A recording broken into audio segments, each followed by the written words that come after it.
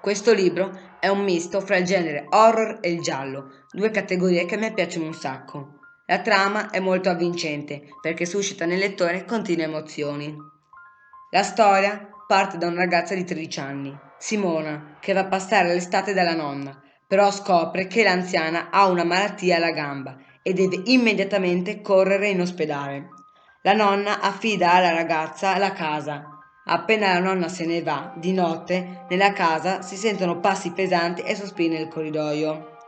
Nel cortile della casa ci sono quattro statue di marmo di angeli posti in preghiera, che però durante il giorno si muovono e ciò fa spaventare la ragazza.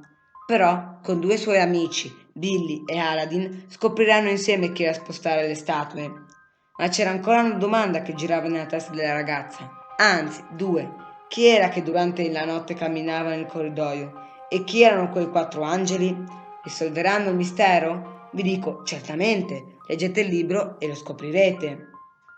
Io mi ritrovo nel personaggio di Aladdin, l'amico di Simona, perché come me sostiene i suoi amici in ogni avventura e in ogni scelta. Come me è molto coraggioso nell'affrontare delle avventure emozionanti e suggestive e non si tira mai indietro.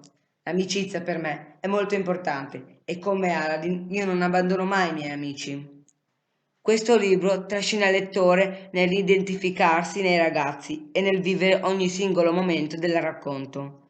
Questo libro coinvolge molto e viene la voglia di continuarlo a leggere e leggere fino a che non si finisce.